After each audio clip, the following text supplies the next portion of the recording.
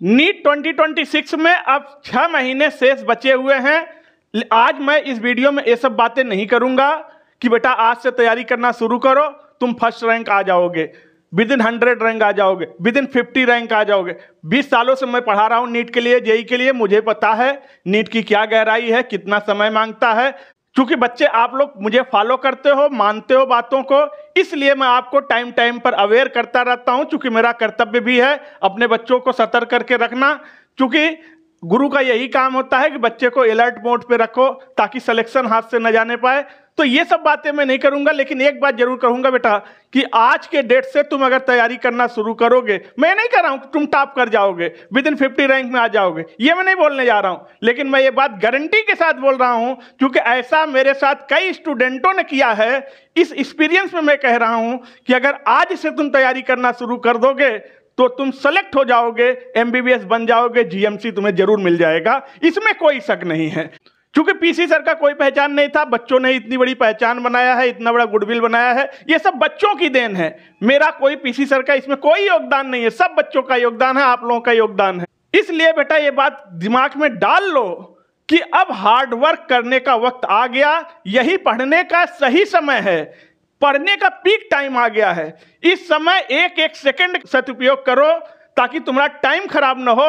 और अब से भी तुम पढ़ना अगर स्टार्ट कर रहे हो तो ये मान के चलो सिलेक्शन तो मिल ही जाएगा, कोई रैंक की बात छोड़ो, लेकिन तुम अपना एक सीट एमबीबीएस की तो बुक करा लोगे, इसमें कोई शक नहीं है। आप लोग वीडियो को लाइक करना, चैनल को सब्सक्राइब इसलिए कर लेना क्योंकि पीसी सर इंडिया का top most content, lecture, study material, mentorship सब कुछ फ्री ऑफ कास्ट दे रहे हैं नीट और जेई की तैयारी करने वाले बच्चों को, इसलिए चैनल को सब्सक्राइब करके जरूर रखना।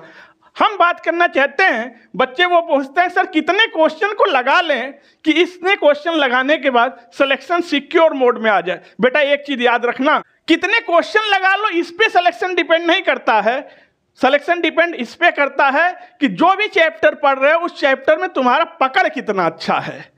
अगर पकड़ बहुत अच्छी है चैप्टर के ऊपर, तुम उसके कम क्वेश्चन लगाओगे तो भी तुम सेलेक्ट हो जाओगे। लेकिन तुम किसी एक ही चैप्टर के 10,000 क्वेश्चन लगा लो और वो चैप्टर तुम्हारा क्लियर ना हो, उस चैप्टर पे पकड़ ना हो, तो वो 10,000 क्वेश्चन लगाना भी बेकार है क्योंकि वहां तुम फंस जाओगे जब नया क्वेश्चन आएगा। तो चूंकि मेरे कई स्टूडेंट रहे हैं पिछले के सालों में कि वो अभी तो 6 महीने बाकी है, वो लास्ट के 4 मंथ पे तैयारी स्टार्ट किए थे, लास्ट के 4 महीने पे तैयारी स्टार्ट किए थे, 4 महीना बचा था।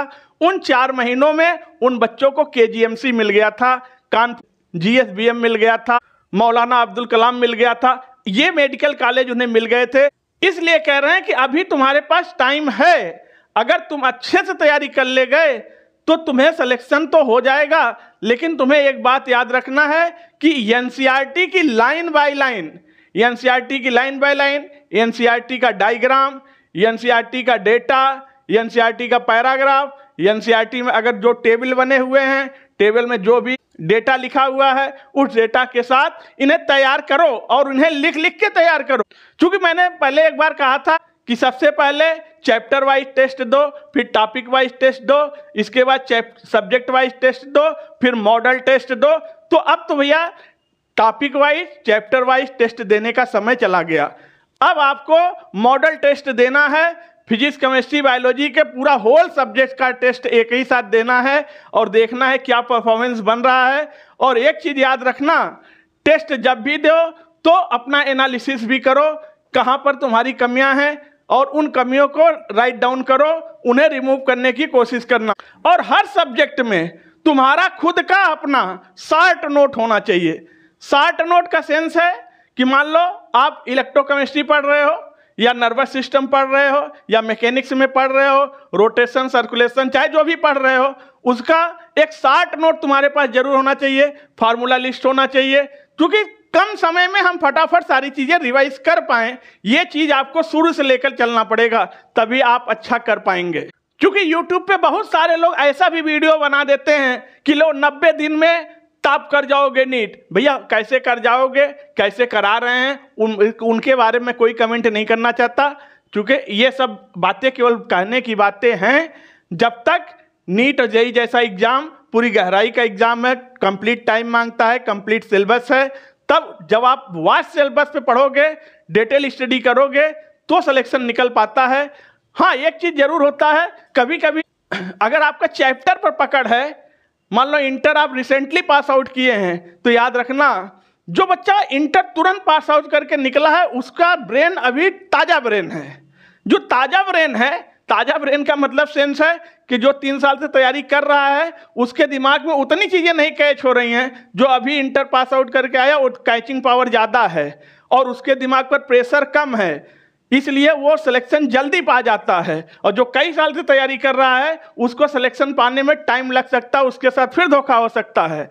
इसलिए आपको उन्हीं बच्चों से फाइट करना है जो बच्चे 2026 में बोर्ड एग्जाम पास करके आ रहे हैं, चाहे यूपी बोर्ड से आ रहे हैं, सीबीएसई से आ रहे हैं, आईएससी से आ रहे हैं, कहीं से आ रहे हैं। ये बच्चे आपको फाइट दे सकते हैं, फाइट देंगे।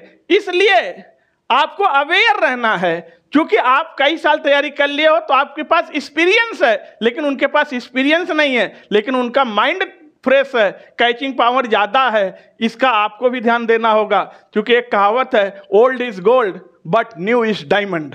इसे भी आपको एक्सेप्ट करना पड़ेगा। अगर ओल्ड गोल्ड है तो न्यू डायमंड है। क्योंकि देखो 3 सब्जेक्ट हैं, फिजिक्स, केमिस्ट्री, बायोलॉजी। किसी का 2 बहुत स्ट्रांग होता है, एक थोड़ा 19 होता है, कम स्ट्रांग होता है। लेकिन अगर किसी का तीनों स्ट्रांग हो तो भाई वेल एंड डन है, उसमें तो कुछ कह ही नहीं सकते। लेकिन ऐसा कोई गिना चुना क्रीम बच्चा ही होता है। बाकी किसी का फिजिक्स केमिस्ट्री बहुत अच्छी है तो बायोलॉजी थोड़ी वीक है, किसी केमिस्ट्री बायोलॉजी बहुत अच्छी है, फिजिक्स थोड़ा वीक है, किसी के फिजिक्स केमिस्ट्री बायोलॉजी सब अच्छी है तो न्यूमेरिकल्स में वीक हो जाता है, कैलकुलेशंस में वीक हो जाता है। कहने का मतलब है बेटा, अगर 2 पे बहुत हाई पकड़ होगा और एक पर थोड़ा थोड़ा कम पकड़, बहुत कम नहीं, थोड़ा कम पकड़ होगा तो सिलेक्शन का कॉम्बिनेशन बन जाता है। लेकिन 2 पर बहुत स्ट्रांग पकड़ है, एक बहुत ज्यादा वीक है, तो सिलेक्शन पक्का हाथ से चला जाएगा। ये बात आप समझ लेना। इसलिए इस कॉम्बिनेशन को देख के पढ़ो, कौन सब्जेक्ट तुम्हें धोखा दे सकता है, मात दे सकता है, उसको थोड़ा ज्यादा टाइम देने का कोशिश करो। क्योंकि ये एकेडमिक एग्जाम नहीं है, ये कंपटीशन का एग्जाम है। कंपटीशन के एग्जाम का गेम बिल्कुल अलग होता है, और कंपटीशन का एग्जाम क्रैक करना है तो टाइम का ध्यान दो, एक्यूरेसी का ध्यान दो, गलती करने की कोशिश मत करो। तुमसे गलतियां ना हो इसकी प्रैक्टिस करो। जिस बच्चे के गलती करने के चांसेस कम होते जाते हैं उस बच्चे का सिलेक्शन होने के चांसेस बढ़ते जाते हैं।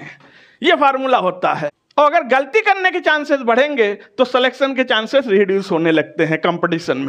क्योंकि ये बात तो सबको पता है, बायोलॉजी है थोड़ा लर्निंग का सब्जेक्ट है, फिजिक्स है कैलकुलेटिव्स है प्लस कॉन्सेप्ट है, केमिस्ट्री है रिएक्शन है कॉन्सेप्ट है प्लस लर्निंग है।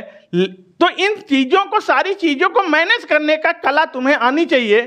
मान लो जो नए बच्चे अभी बोर्ड एग्जाम पास करके आ रहे हैं 2026 में, वो भी नीट का फॉर्म डाले होंगे। अब बायो में 90 क्वेश्चन है और कहो 85 क्वेश्चन सही कर दें, 80 क्वेश्चन सही कर दें। और जो तैयारी कर रहा है वो भी अगर 90 क्वेश्चन में 85 क्वेश्चन ही कर पाएगा तो सोचो वो उसको कितना फाइट दे रहा। फिजिक्स में वही चीजें हैं, वही चीजें केमिस्ट्री में चलता है। तो तुम्हें सारी चीजों पर सारा कॉन्सेप्ट लेके चलना होगा और ये ध्यान देना होगा कि हर सब्जेक्ट के पढ़ने का टेक्निक अलग है।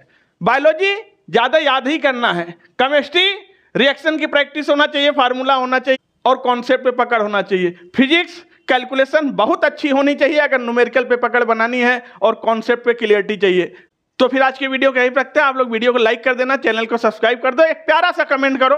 फिर आपसे मिलते हैं नेक्स्ट वीडियो में, तब तक के लिए थैंक यू, टेक केयर।